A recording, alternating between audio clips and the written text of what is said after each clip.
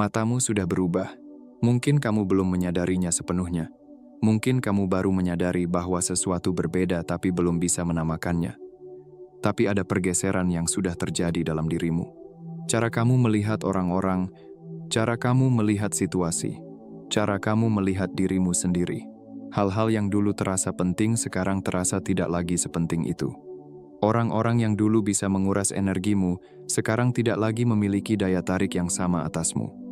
Dan ada ketenangan yang mulai datang bukan karena hidupmu sudah sempurna, tapi karena jiwamu sudah tidak lagi bereaksi terhadap segalanya dengan cara yang sama seperti dulu.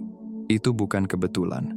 Itu adalah tanda bahwa kamu sedang memasuki tahap kebangkitan yang paling menentukan. Dan hari ini kita akan berbicara tentang apa yang terjadi setelah matamu berubah, tentang apa yang akan kamu alami selanjutnya, tentang bagaimana menjalani tahap ini dengan cara yang paling optimal agar semua yang sudah berubah dalam dirimu bisa menghasilkan sesuatu yang benar-benar bermakna dalam hidupmu. Di penghujung video ini aku akan bagikan satu hal yang hampir tidak pernah dibicarakan tentang tahap kebangkitan ini, sesuatu yang akan mengubah cara kamu menavigasi transformasi yang sedang terjadi. Bertahan sampai akhir. Apakah kamu merasakan bahwa cara pandangmu sudah berubah belakangan ini? Ketik berubah di komentar. Chapter 1. Apa yang dimaksud dengan mata yang berubah? Ketika kita berbicara tentang mata yang berubah, kita tidak bicara tentang perubahan fisik. Kita bicara tentang sesuatu yang jauh lebih fundamental. Dalam hampir semua tradisi spiritual dan filosofis yang pernah ada, mata adalah simbol dari kesadaran. Cara seseorang melihat dunia bukan ditentukan oleh ketajaman penglihatannya, tapi oleh kesadaran yang ada di balik penglihatannya itu. Dua orang bisa melihat kejadian yang sama dan mengalami sesuatu yang sangat berbeda, karena mereka melihat dari tingkat kesadaran yang berbeda. Ketika mata jiwa terpilih berubah, yang berubah adalah filter yang digunakan untuk memproses pengalaman. Filter lama yang dibangun oleh ketakutan, oleh kebutuhan akan validasi eksternal, oleh luka-luka yang belum sembuh, oleh keyakinan-keyakinan yang diajarkan oleh dunia, tapi yang tidak selaras dengan kebenaran jiwa, filter itu mulai menipis, mulai terkelupas. Dan di baliknya muncul cara melihat yang jauh lebih jernih, jauh lebih jujur, jauh lebih selaras dengan siapa kamu sebenarnya. Tanda-tanda bahwa matamu sudah mulai berubah. Kamu mulai melihat orang-orang apa adanya, bukan sebagaimana kamu inginkan mereka menjadi. Ini terasa menyakitkan pada awalnya, karena ada ilusi-ilusi yang harus dilepaskan. Tapi di balik rasa sakit itu ada kejernihan yang sangat membebaskan. Kamu mulai melihat situasi dari perspektif yang lebih luas. Yang dulu terasa seperti serangan personal sekarang, bisa dilihat sebagai pola yang datang dari kondisi seseorang yang menyerangmu, bukan dari nilaimu sendiri. Yang dulu terasa seperti kegagalan sekarang bisa dilihat sebagai informasi dan persiapan. Kamu mulai melihat dirimu sendiri dengan lebih jujur dan lebih kasih sekaligus. Jujur tentang apa yang perlu berubah, dan kasih dalam proses perubahannya, tanpa penilaian keras yang tidak membawa kemana-mana. Tanpa juga pertahanan diri yang menghalangi pertumbuhan.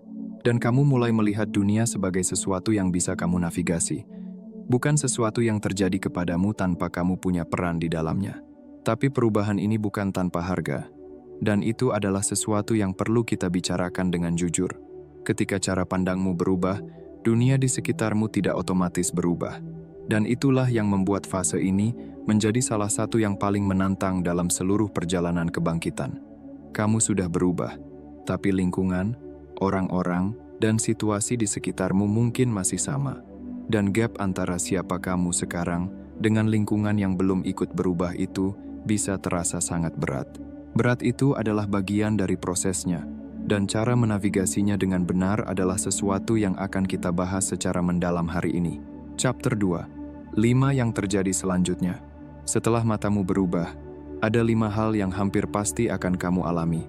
Tidak semua sekaligus, tidak selalu dalam urutan yang sama, tapi hampir semua jiwa terpilih yang memasuki tahap kebangkitan ini mengalaminya.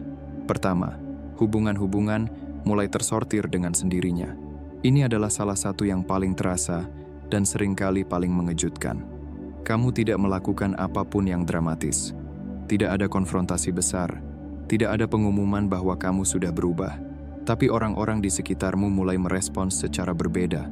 Ada yang semakin dekat, Jiwa-jiwa yang beroperasi pada frekuensi yang sama denganmu secara alami merasa lebih terhubung dengan energimu yang baru. Ada percakapan yang tiba-tiba terasa lebih bermakna. Ada koneksi yang tiba-tiba terasa lebih dalam dari sebelumnya.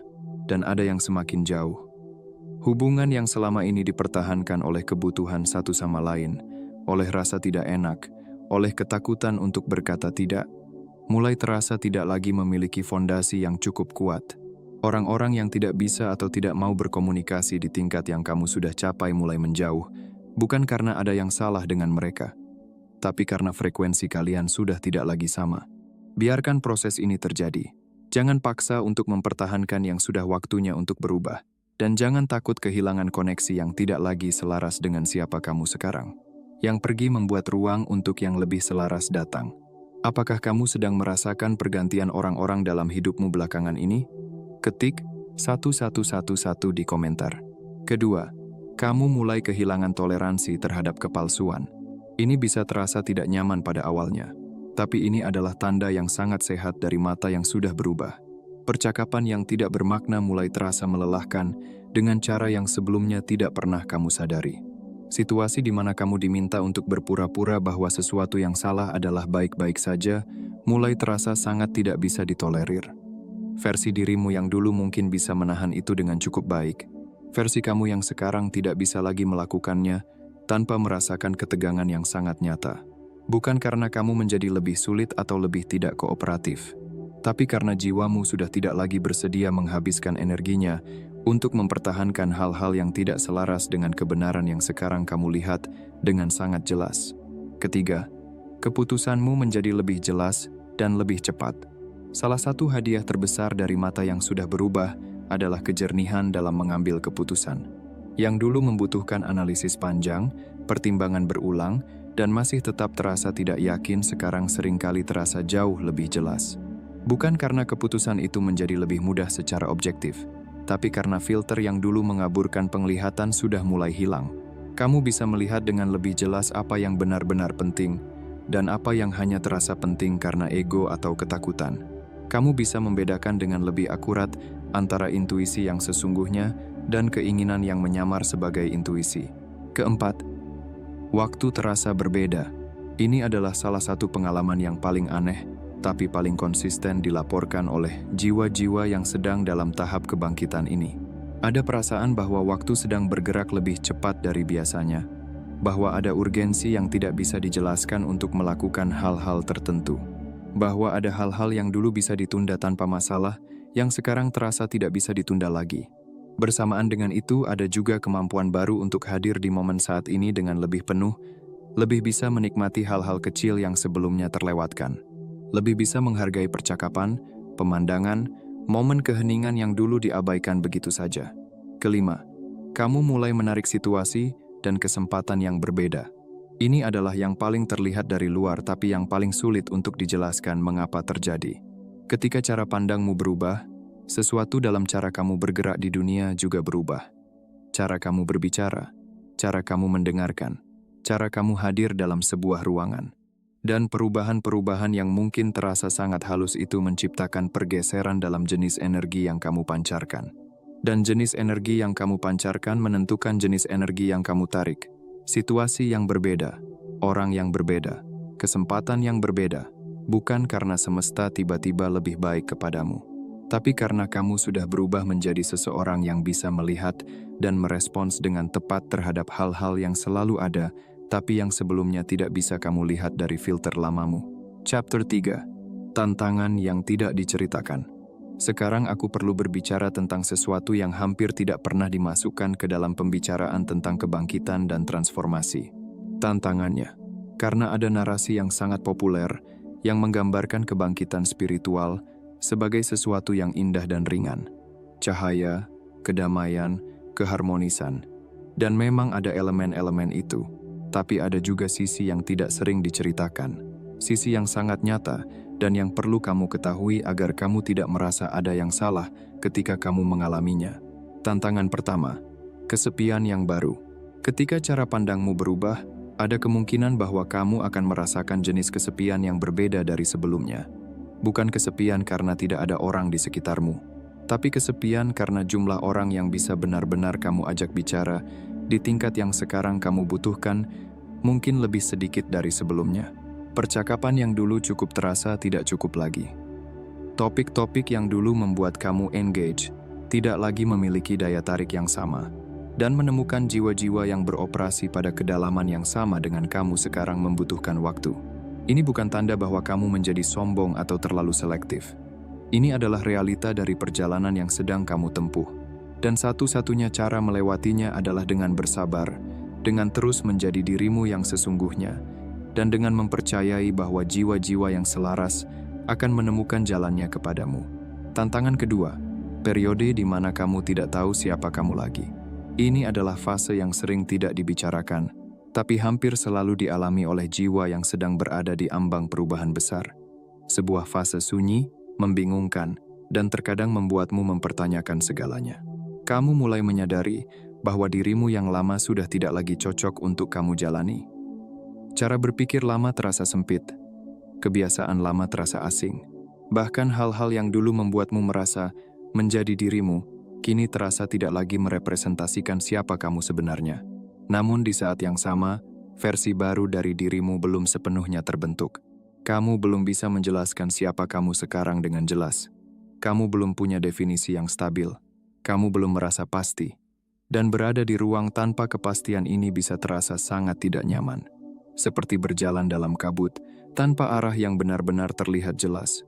Ini adalah ruang antara. Ruang di mana kamu bukan lagi versi lamamu, tapi juga belum sepenuhnya menjadi versi barumu.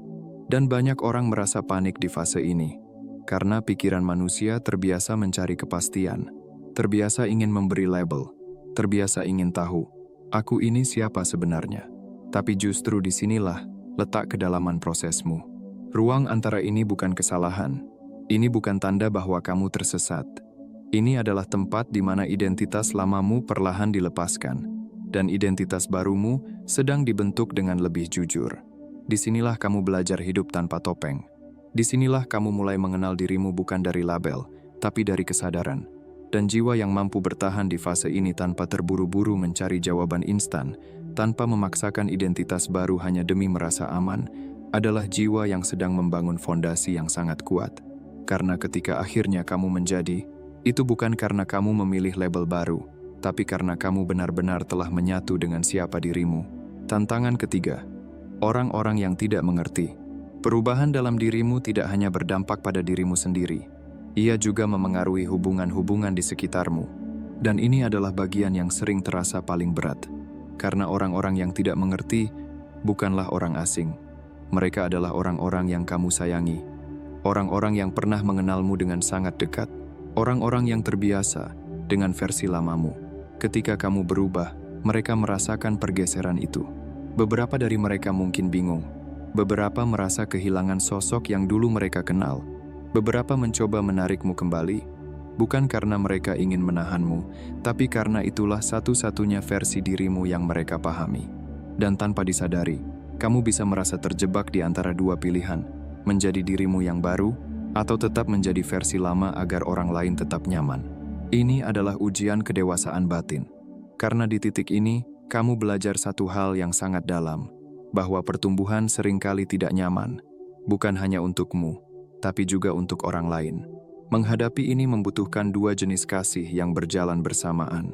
Kasih kepada mereka, untuk memahami bahwa ketidakmengertian mereka bukanlah penolakan, tapi keterbatasan perspektif. Mereka belum melihat apa yang kamu lihat. Mereka belum merasakan apa yang kamu rasakan. Dan kasih kepada dirimu sendiri.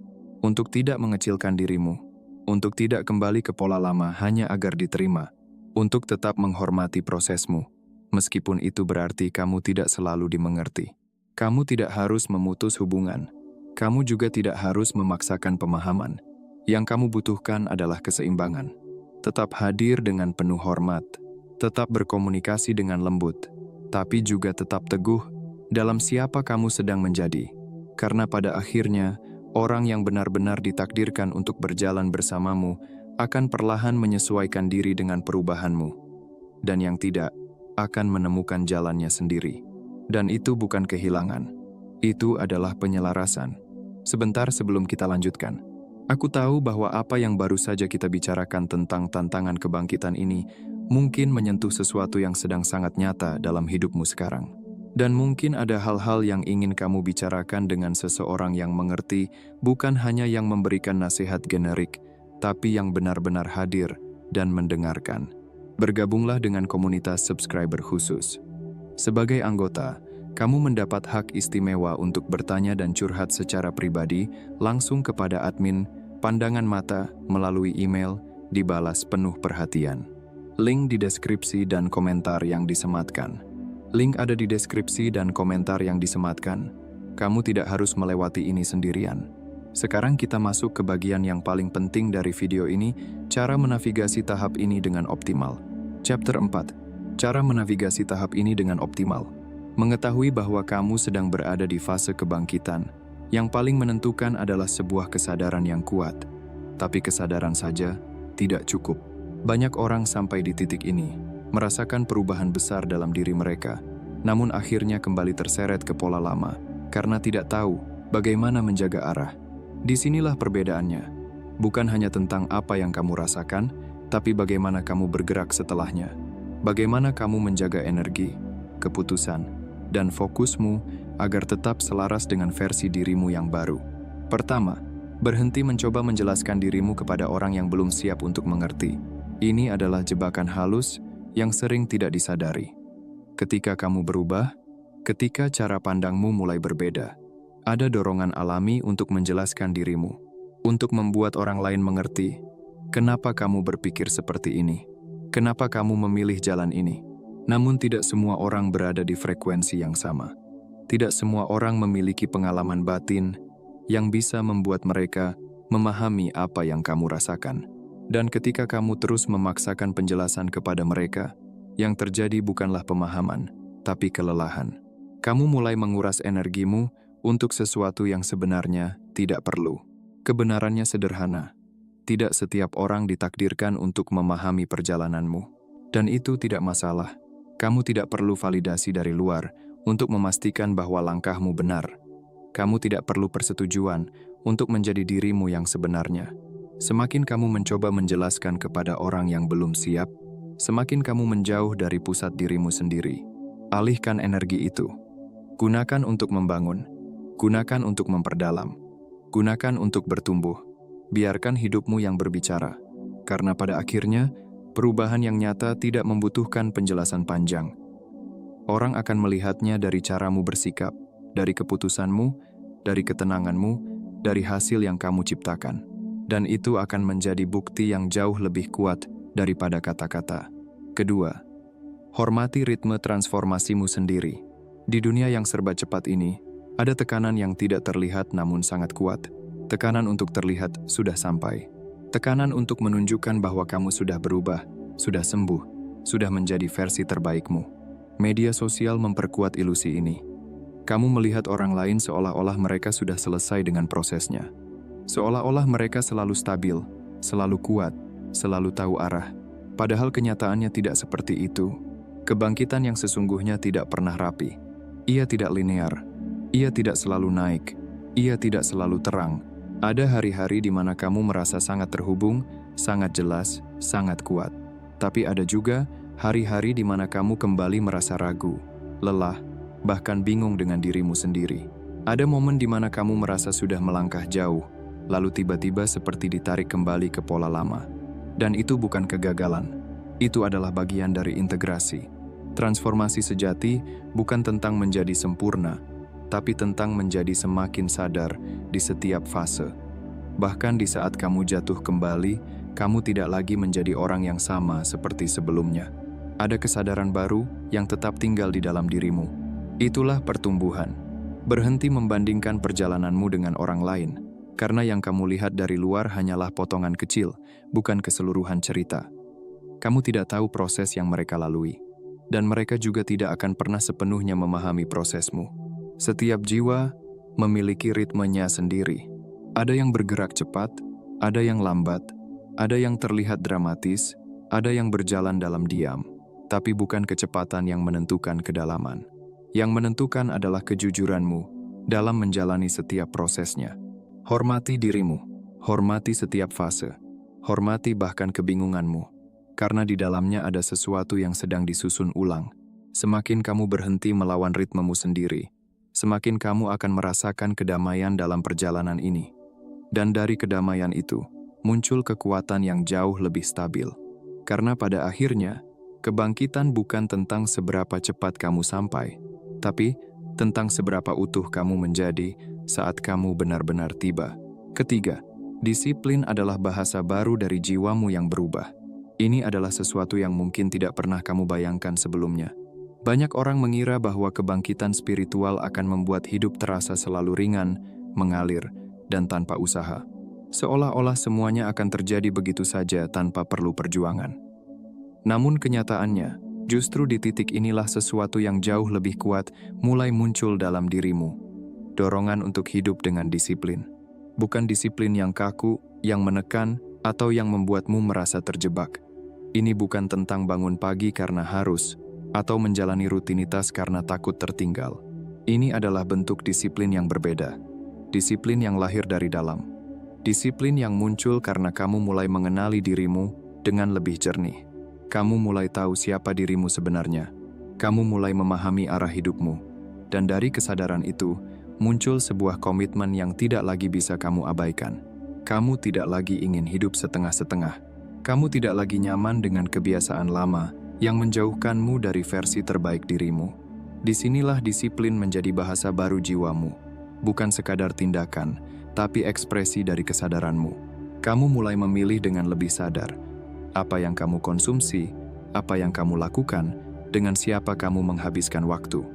Kamu mulai menjaga energimu, kamu mulai menghargai waktumu, dan tanpa kamu sadari, hidupmu mulai berubah, bukan karena keberuntungan, tapi karena konsistensi. Jiwa yang telah berubah cara pandangnya, lalu menyelaraskan tindakan sehari-harinya dengan cara pandang itu, adalah jiwa yang bergerak paling cepat menuju transformasi nyata. Karena visi tanpa tindakan hanya akan menjadi ilusi, tapi visi yang dihidupi melalui disiplin akan perlahan membentuk realitas baru. Dan perubahan itu tidak selalu dramatis. Kadang ia datang dalam bentuk hal-hal kecil yang dilakukan berulang-ulang, tapi justru disitulah kekuatannya. Keempat, jaga ruang untuk keheningan setiap harinya. Ini adalah praktik yang paling sederhana, namun paling dalam. Dan ironisnya, justru yang paling sering diabaikan. Di dunia yang terus bergerak cepat, kamu terbiasa mengisi setiap celah dengan sesuatu. Suara, notifikasi, distraksi. Seolah-olah keheningan adalah sesuatu yang harus dihindari. Padahal, di dalam perjalanan ini, keheningan adalah kebutuhan. Transformasi yang sedang terjadi dalam dirimu tidak hanya membutuhkan pemahaman, tapi juga ruang. Ruang untuk diproses, ruang untuk dirasakan, ruang untuk benar-benar menyatu dengan dirimu. Tanpa ruang itu, semua yang kamu sadari hanya akan berhenti di pikiran. Ia tidak akan turun menjadi kebijaksanaan yang hidup dalam tindakanmu. Keheningan adalah jembatan antara mengetahui dan menjadi. Cobalah untuk menciptakan momen-momen sederhana. 10 menit di pagi hari sebelum dunia luar masuk ke dalam pikiranmu. Duduk tanpa distraksi. Hanya hadir, mengamati napasmu, merasakan dirimu apa adanya. Di malam hari, sebelum tidur, beri dirimu waktu untuk kembali ke dalam. Bukan untuk berpikir, tapi untuk merasakan. Untuk menyadari bagaimana hari ini membentukmu. Dan di sela-sela aktivitasmu, belajarlah untuk berhenti sejenak, menarik napas. Kembali ke saat ini. Tidak semua keheningan harus panjang. Kadang beberapa detik kesadaran penuh sudah cukup untuk mengembalikan arah. Karena keheningan bukanlah kekosongan. Keheningan adalah ruang suci. Di sanalah suara batinmu menjadi jelas. Di sanalah intuisi berbicara tanpa gangguan. Di sanalah kamu bisa mendengar apa yang selama ini tertutup oleh kebisingan dunia. Dan semakin kamu menghargai keheningan, semakin kamu akan menyadari bahwa semua jawaban yang kamu cari sebenarnya sudah ada di dalam dirimu sejak awal. Chapter 5. Satu hal yang hampir tidak pernah dibicarakan tentang tahap ini. Di awal video ini aku berjanji untuk membagikan satu hal yang hampir tidak pernah dibicarakan tentang tahap kebangkitan ini. Sesuatu yang akan mengubah cara kamu menavigasi transformasi yang sedang terjadi. Inilah saatnya. Hal yang hampir tidak pernah diceritakan itu adalah ini. Tahap kebangkitan ini tidak akan pernah benar-benar selesai. Dan itu adalah kabar terbaik yang bisa kamu terima. Dengarkan baik-baik karena ini penting. Ada narasi yang populer bahwa kebangkitan adalah sesuatu yang akan selesai pada titik tertentu, bahwa ada finish line, bahwa suatu hari kamu akan tiba dan bisa mengatakan, "Aku sudah selesai bertransformasi. Ini adalah aku yang sudah sempurna terbangunkan." Dan narasi itu, meskipun terdengar menarik, sebenarnya adalah sumber dari banyak kekecewaan dan keputusasaan yang dialami oleh jiwa-jiwa yang sedang dalam perjalanan ini.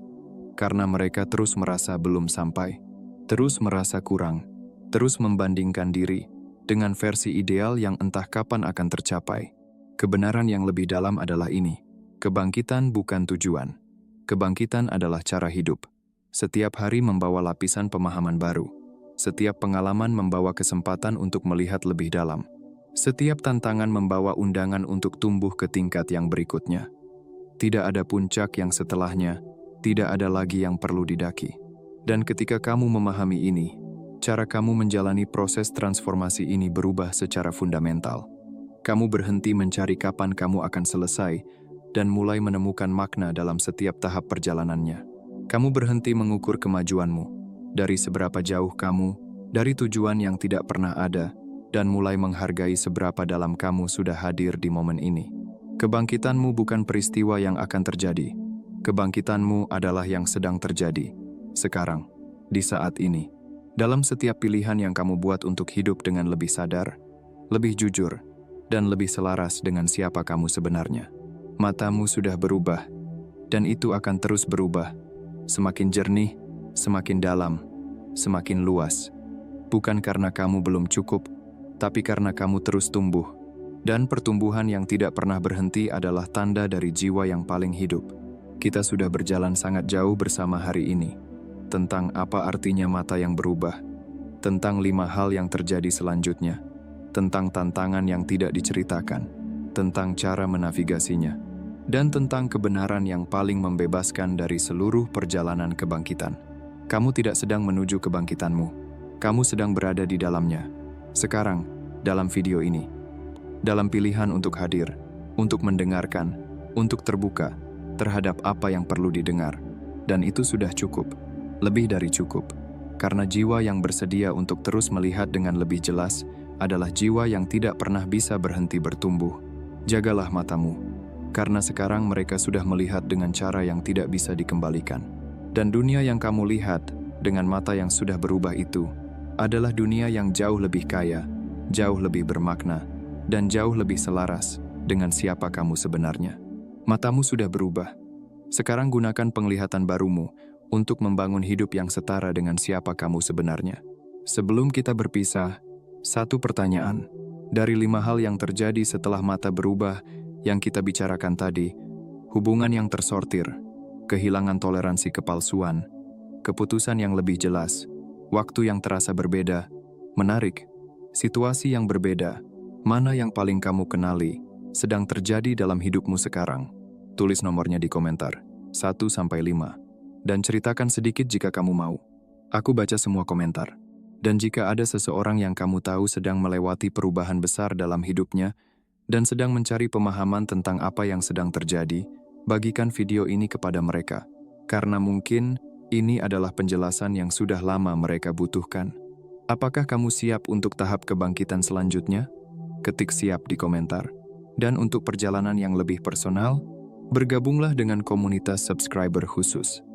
Sebagai anggota, kamu mendapat hak istimewa untuk bertanya dan curhat secara pribadi langsung kepada admin. Pandangan mata melalui email dibalas penuh perhatian. Link di deskripsi dan komentar yang disematkan. Salam damai untuk jiwa yang matanya sudah melihat dengan cara yang berbeda.